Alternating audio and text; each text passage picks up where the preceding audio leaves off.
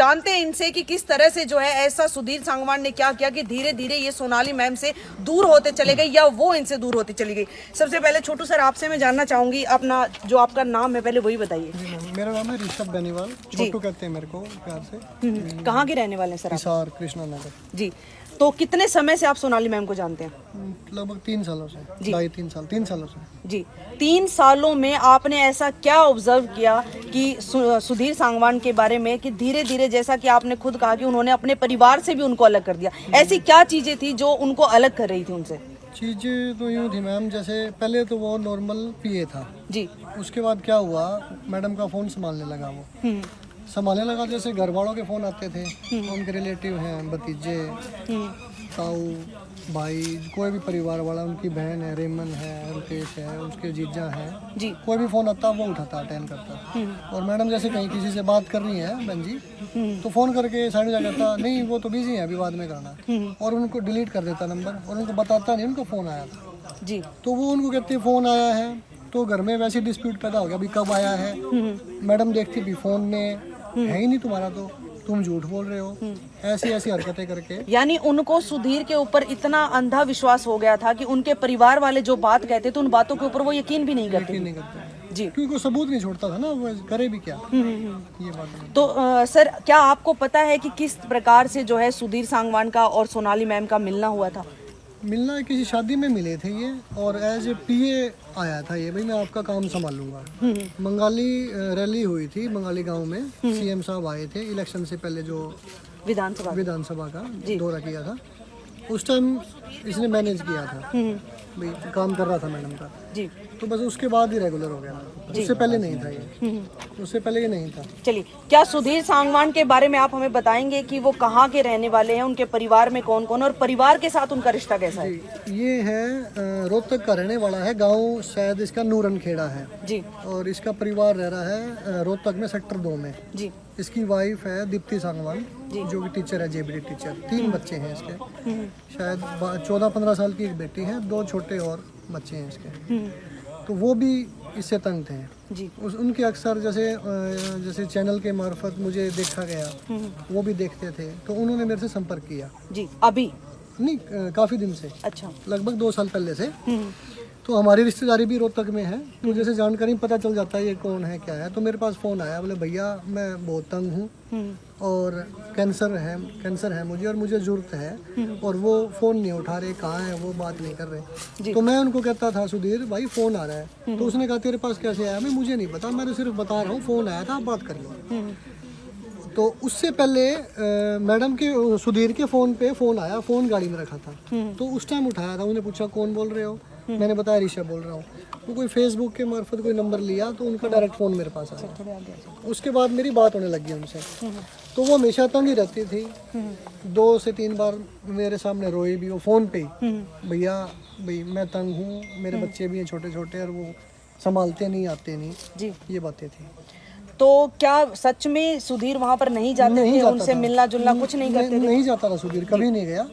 3 साल में वो लगभग 2 या 3 बार गया होगा, और घर पे नहीं गया, वैसी फॉर्मेलिटी कहीं घूम के आ गया होगा। जी, अगर उनके बैकग्राउंड की बात करें तो किस तरह का था? क्या वो अच्छी फैमिली से बिलोंग करते थे या फिर गरीब फैमिली से बिलोंग करते? क्योंकि उन्होंने, जैसा कि हमने उनके बारे में जाना था, तो उन्होंने अपने आप को जब सोनाली मैम से इंट्रोड्यूस करवाया था तब उन्होंने कहा था कि मैं एक कॉन्ट्रैक्टर हूँ, तो इस बात में कितनी सच्चाई है? गरीब अमीर का तो मैडम कोई पैमाना है नहीं ना, मुझे उसके घर का पता जी, सिर्फ उसकी वाइफ से बात हुई, वो मैंने आपको बता दिया। और रही कॉन्ट्रैक्टर की बात और एडवोकेट की बात, वो हिसार आया था, तो उसने कहा भाई मैं एडवोकेट हूँ। एडवोकेट है तो उससे पूछा कहाँ हो तुम एडवोकेट, तो वो बता नहीं पाया।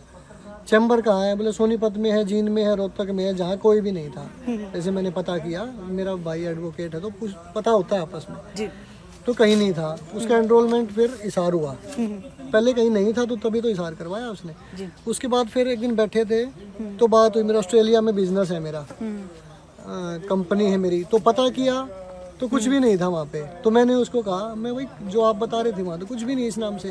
फिर मुझे कहा अरे चुप रहे, कुछ नहीं, मैं तो वैसे ही कह रहा था, यूँ कह के बात घुमा दी। अच्छा, ना ही तो एडवोकेट था पहले, वो कहीं से डिग्री लाया होगा और वो यहाँ एनरोल करवा दिया, ठीक है।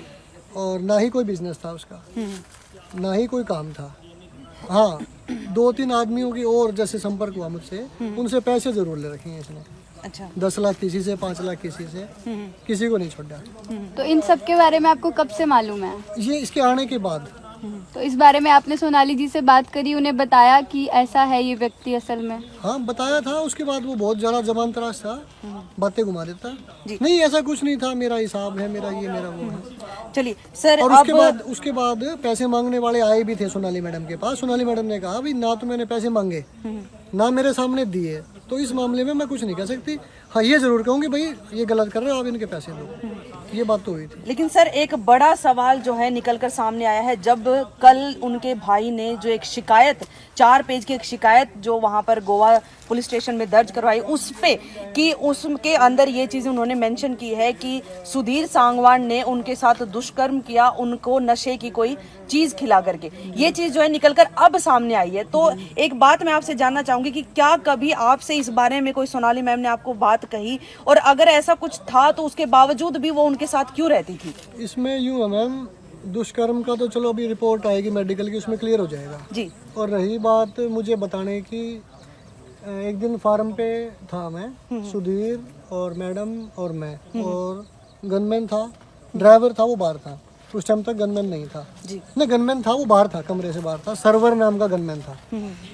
तो अंदर जैसे मैं एंटर किया तो वो डांट रहा था मैडम को, मतलब जैसे कोई दोस्त डांटता है ना, उल्टा सीधा बोलता है, इस तरीके से बात कर रहा था। मैं अंदर गया, उसके बाद भी 1-2 वर्ड उसने बोले।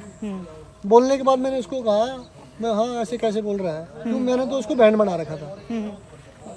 ठीक है, तो दर्द होता है, कोई भी भाई हो, अगर भाई हो तो बिल्कुल। तो मैंने उसको कहा ना ऐसे कैसे बोल रहा है तू, बोला नहीं कुछ नहीं, तुझे नहीं पता। मैं कुछ ऐसे पता कैसे नहीं, ऐसे बोल कैसे रहा है तू। तो मैंने उसको थोड़ा सा धमकाया, धमकाने के बाद उसको मेरे से कोई खतरा महसूस हुआ। भाई परिवार वाले तो कोई जैसे इससे दूर कर दिए, बात नहीं होने देता। भाई ये टोक रहा है ना, जैसे बातें कर रहा है और धमका रहा है, तो कल को नुकसान कर सकता है। तो उसने फिर मेरे खिलाफत करनी शुरू कर दी मैडम के सामने, झूठ भी, कुछ भी झूठ ही थी, क्यों ना तो मैं कोई पार्टी का जी भाई बीजेपी का हूँ मैं, बिल्कुल, ना कोई उनका समर्थक था। भाई भाई बनाया था, उसके नाते उनकी मदद भी करी, वोट भी, सपोर्ट भी, जो भी कुछ होता है वो किया जी। सिर्फ ये था। तो उसका मेरे से खतरा महसूस हुआ उसको, भाई कल को जैसे परिवार वाले तो हट चुके कि वो बहुत ही मतलब शरीफ से है, कह दिया नहीं बात हो सकती, दोबारा फोन नहीं करते। कोई भी हो, जो फोगाट फैमिली है वो भी बिल्कुल टिके हुए, उनके भाई भतीजे ये हैं जी, इस टाइप के हैं। बोला जी बात करवा दो बुआ जी से, और वो मना कर देता था। तो ये कहते रहे भी चलो बुआ जी का फोन आ जाएगा, तो यूँ रखा। मैंने उसको जैसे थोड़ा डांटा तो मेरे से उसको लगा भी कल को ये नुकसान कर सकता है जी, नुकसान मतलब तुम्हारे बीच में आ सकता है, भाई ऐसे मत कर इसके साथ जी। तो मेरी खिलाफत शुरू कर दी उसने। शुरू करने के बाद मैंने गैप कर लिया। मैंने मैडम को कहा मैडम ये ठीक आदमी नहीं है, जो अपने घर वालों का नहीं है तो आपका नहीं हो सकता। तो उसको ये बातें पिंच हुई, क्यों मैंने ठीक कहना ही था मेरे को तो जी। तो फिर मैंने भी गैप कर लिया वहाँ से, सिर्फ ये था। और उसके बाद 6-7-8 महीने से मेरा संपर्क नहीं था। उसके बीच में मैडम के फ़ोन आते थे, मेरे व्हाट्सएप कॉल आई थी, रोज 5 से 6 बार रोई भी मेरे फ़ोन पे वो, भाई तू आता नहीं है, नहीं। मैं बोला जब तक ये है मैं नहीं आऊँगा। ये हुआ। उसके बाद ये भाई हैं चूड़ी से सरपंच है विकास बेनीवाल जी, इनकी कृष्ण है कोड़ी से सरपंच। ये हम टीम के थे, घनश्याम शर्मा जी, शशिकांत है, ये हमारे इनसे रिलेशन है पुराने, अब इलेक्शन के नहीं 20 साल पुराने जी। तो अब इलेक्शन हुआ तो एक हल्के के हो गए थे हम, फिर हम सारे इकट्ठे हो गए थे। तो इनके सामने भी इनने बात करी, ये आए हुए थे, मैडम ने कहा इनको भी छोटू आता नहीं, तो इनके सामने भी रोने लगी, भाई मेरी बात करवाओ उससे, आ नहीं रहा, वो नहीं आ रहा। तो इन्होंने कहा भाई वो एक बार मना कर गया तो वो नहीं आएगा जी। तो यहाँ तक हुई थी मेरी बात। चलिए तो सर एक और जो नया नाम निकलकर सामने आया है वो है सुखविंदर का जी जी, और ये भी बताया जा रहा है कि सुखविंदर भी जो है उन्हीं के या दोस्त हैं, जो सुधीर सांगवान है उन्हीं के, सुखविंदर सांगवान ही उनका नाम है। तो क्या उनके बारे में आपको पहले कुछ पता था? क्योंकि अगर अभी फिलहाल की बात करें तो गोवा में वो भी वहाँ पर मौजूद थे। सुखविंदर का यूँ है मैम, मैं जाट कॉलेज से पास आउट हूँ, तो मेरे से वो छोटा है 1 या 2 साल, वहीं आता था वो, शायद एडमिशन तो उसका नहीं था जी। तो उसके बाद बीच में वो कहीं बाहर चला गया था। तो अभी सुखविंदर आता था मैडम के पास, कभी 1 या 2 बार आया था। तो सुधीर की और उसकी बनती नहीं थी, दुश्मन थे दोनों वो। मतलब सुधीर तो सबका दुश्मन था, उसके बारे में भी चुगली वगली करता था सुधीर हमेशा। जी। तो अब वो इकट्ठे कैसे हो गए ये मेरे भी समझ में नहीं आ रहा। और रही बात जो अभी मैंने सुना है मीडिया के मार्फत से या फिर जैसे भी जो कांड हुआ है मैडम के साथ, भी सुखविंदर तो अलग रूम में था, अलग रूम में था। जिस टाइम मैडम की डेथ हुई, अटैक आया या फिर जो भी उसने गला घोटा, नाक बंद किया, जो भी कुछ किया, तो उस टाइम सुखविंदर साथ नहीं था। जी। तो सुखविंदर को मैं यूँ नहीं कह रहा भी बेकसूर है वो, पर उसके लिए नहीं कहना चाहिए भाई वो भी शामिल होगा, क्योंकि उसका रूम ही जब अलग था और जिस टाइम एक्सपायर हुई वो अलग रूम में था। लेकिन सर जो वतन है, जो उनके भाई हैं सोनाली फोगाट के, उनका जब कल हमने बयान लिया तो उनका कहना था कि जो सुखविंदर हैं वो गोपाल कांडा के टच में रहे हैं गोवा जाने के बाद भी। ये जब कांड हुआ है उसके बाद भी गोपाल कांडा से उनकी बात हुई है, यानी एक नया नाम जो है निकल कर सामने आया। अगर गोपाल कांडा की बात करें तो पहले भी वो जो है इस तरह के किसी मर्डर मिस्ट्री के अंदर का भी नाम रहा है, तो क्या आपको लगता है कि वो यहाँ पर भी इन्वॉल्व हो सकते हैं? मैडम यूँ है, गोपाल कांडा हो चाहे गोविंद कांडा जी हो, उनका मैडम से कोई तो दुश्मनी नहीं थी जी। अब यूँ कहें वो चिढ़ते थे, दुश्मनी थी, वो ऐसा करवाएंगे नहीं करवाएंगे, मुझे तो लगता नहीं ऐसा कुछ होगा। रही बात सुखविंदर की, भाई वो है नेता, जैसे कांडा जी हैं, नेता हैं, बिजनेसमैन हैं, जो भी कैसीनो जो भी कुछ काम करते हैं, जो समर्थक तो होते ही हैं जी। और बात भी होती है। जरूर वो कोई उसका लड़का थोड़ी है सुखविंदर, बात होगी, पर मुझे लगता है कांडा का कोई हाथ होगा इसमें हो सकता है। और एक आखिरी सवाल और मैं आपसे जानना चाहूंगी, जिस तरह से अभी 6 से 7 दिन पहले की बात करें तो कुलदीप बिश्नोई जी यहाँ पर पहुंचे थे, और पहले की अगर बात करें तो बड़े ही मतभेद रहे हैं हमेशा से ही सोनाली फोगाट मैम के और कुलदीप बिश्नोई जी के। अचानक से फिर उनके बीच में मन मुटाव जो है खत्म हो जाता है, उसके बाद वो उनके एक फंक्शन में भी जाती है और उनके 3 से 4 दिन के बाद ही जो ये हादसा हो जाता है। तो इसके बारे में आपका क्या कहना है कि क्या उनका कहीं कोई रोल हो सकता है?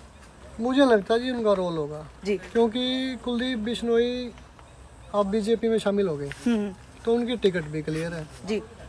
और ये बार सोनाली को भी पता था भी टिकट उनकी है, तो वो क्यों तो कुलदीप उसको हटाने की कोशिश करेंगे, और क्या सोनाली उनके बीच में अड़ेगी जी। तो ऐसा कुलदीप का नहीं हो सकता कुछ नहीं जी। और जिस तरह से जो शरीर उनका नीला पड़ गया, उनका चेहरा जो है नीला पड़ गया है, तो क्या ये अंदेशा लगाया जा सकता है कि उनको पॉइजन दिया गया हो? ये पॉइजन नहीं, सब कुछ ही कर रखा होगा उसने, क्योंकि वो शुरू से ही उसका मिशन था भाई ये अकेली है औरत, इसके पीछे कोई नहीं है। उनके हस्बैंड थे वो एक्सपायर हो गए जी, एक बेटी है, बेटी कल को शादी हो जाएगी 2 साल में 5 साल में, उसके बाद कोई नहीं है। भाई इसका गुड फेथ कर लो और ये जमीन हड़पनी है, फ्लैट है, मकान दुकान जो भी है वो हड़प लो। मेरे हिसाब से तो सुधीर सांगवान का यही मिशन था और शायद अपने मिशन में कहीं ना कहीं कामयाबी हो गया होगा। और इसमें आगे मुझे ये अभी तो चलो मैडम की डेथ होगी, एक्सपायर होगी, ये बात यहीं खत्म नहीं हुई, अभी तो उनसे पहले कहाँ उससे अंगूठे साइन दस्तखत कहाँ करवा रखे हैं, ये बात तो आगे पता लगेगा जी। तो अभी यशोधरा को भी अब खतरा आप समझ सकते हैं कि उनको भी खतरा हो सकता है? जरूर, यशोधरा भी खतरे में है बिल्कुल, किसी से भी, क्यों हर कोई चाहेगा भाई ये हट जाए तो लावारिस हो गया पीछे, क्योंकि सब कुछ अलग अलग हो चुका है। अगर ये ज्वाइंट फैमिली होती जी, बिल्कुल ज्वाइंट होते हैं भाई, इकट्ठी फैमिली रह रही है तो कुछ नहीं होता, भाई सब कुछ अलग अलग है तो हर कोई सोचता है जी भाई फ्री का सबको चाहिए, ये बात है मैडम। यशोधरा भी बिल्कुल खतरे में। Thank you so much sir.